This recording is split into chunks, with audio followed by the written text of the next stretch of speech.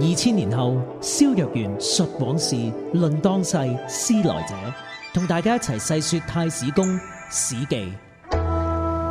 子產者，我講過好多次子產啦，孔子都佩服子產噶啦。鄭之列大夫也，鄭國嘅大夫。鄭超君之時，鄭超君嗰時咧，以所愛隨志為相，用咗隨志做丞相。國亂，個國家咧亂晒大龍，上下不親，啲人關係離疏離，父子不和，父子都拗交。大公子期元之君，咁於是呢個大官子期係一個人嚟嘅，就同呢個鄭超君講，以子產為相，叫子產咧做丞相。為相一年啫，即係做1年丞相啫。庶子不欺俠，嗰啲頑皮嘅僆仔咧都唔敢去玩欺負人哋。斑白不提挈，啲頭髮白晒嘅老人咧就唔使自己拎重嘢，因為咧自然有人會幫佢拎。童子不離畔，嗰啲童子咧就唔會離開嗰個泥，即係好勤力去耕田。2年，市不遇假遇股。咩叫市不遇股咧？即係咧唔會用2個價錢去呃人，即係話開個高價就賣個，其實係個低價，變咗係鐵價不移。遇股咧，其實咧就講開高低價。3年，過咗3年，門不夜關，嗰啲門夜晚唔使關。道不習為，冇人習為。4年，田棄不歸。4年咧，嗰啲耕田嘅嘢咧，擺個田度耕完咧就走咗，聽日嚟繼續耕。因為咧嗰啲田器咧好多都係鐵器嚟嘅，當時咧都係貴重嘅嘢嚟嘅。5年，事無赤席，已經呢個赤席咧就記住嗰啲人打仗啊，呢一個做勞工啊嗰啲記錄就叫赤席，1尺咁高。已經咧呢啲咁嘅勞役啊兵役咧冇晒。喪期不令而至，唔使強迫啲人，嗰啲人咧就自動會守喪。至鄭26年而死，統領鄭國26年，兵壯號哭，嗰啲人冚唪唥喊。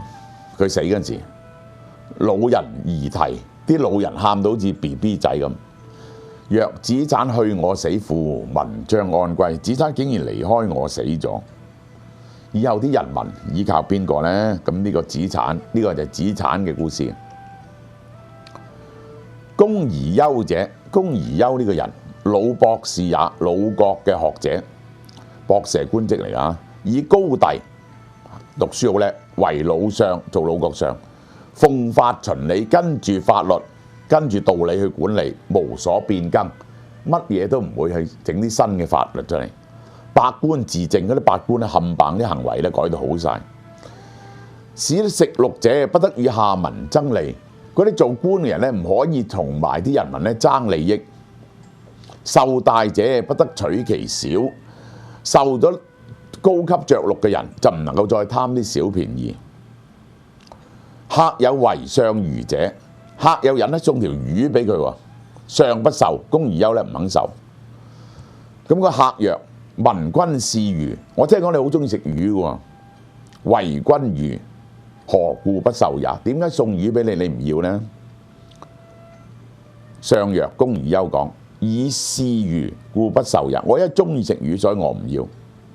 今為相，我而家係丞相，能自給魚，自己有錢去買魚。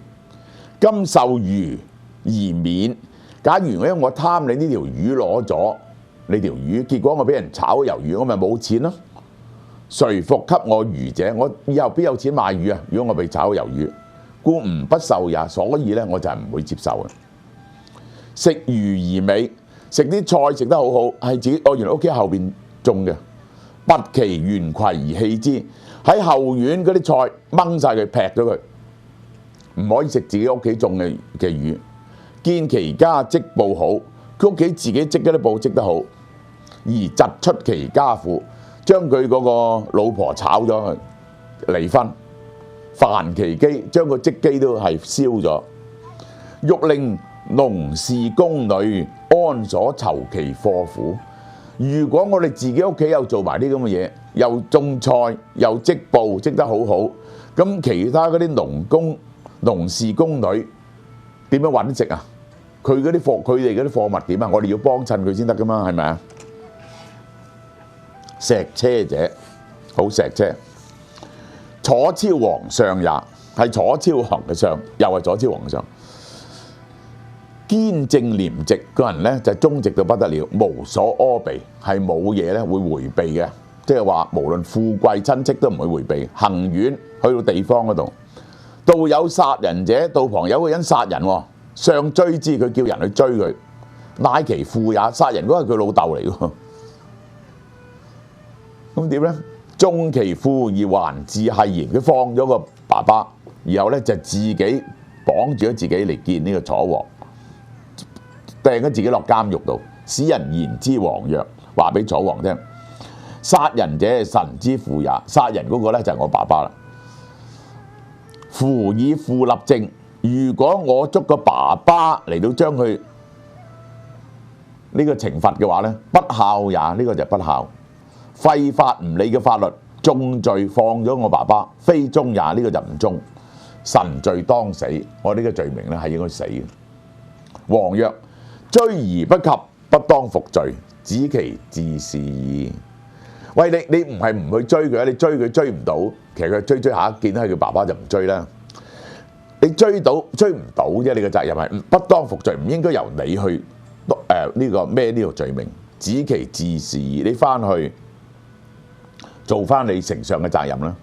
石車曰：石車話不思其父，如果我唔放過我嘅爸爸，非孝子也，就唔係孝子。不奉主法，如果我唔嚴厲咁執行主上嘅法律，非忠臣也，就唔係忠臣。王赦其罪，上惠也，王赦免我嘅罪係你俾我嘅恩典。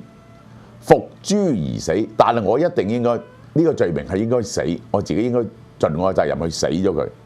臣職也，係我嘅職責。遂不受令，就唔聽佢嘅命令，自刎而死。於是咧就自刎死咗。李尼者，李尼，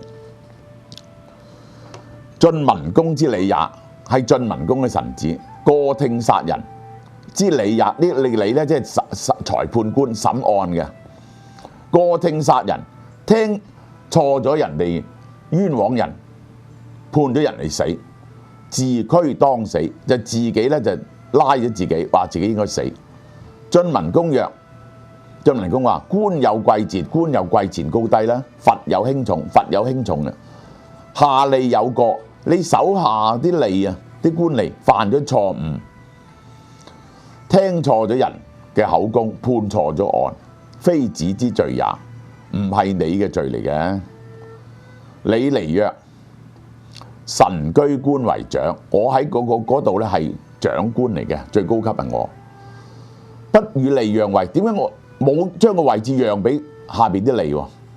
受祿為多，我嘅人工係高啲嘅。不與下分利，又唔會將啲錢分俾下邊啲人。今過聽殺人，而家咧係聽口供聽錯咗，聽錯人講嘢，判咗人死刑，殺死咗人。全其罪下吏，非所聞也。喂，官又唔會分俾人，錢又分唔到俾人，而家有責任咧就分俾人，呢個唔係我聽過嘅。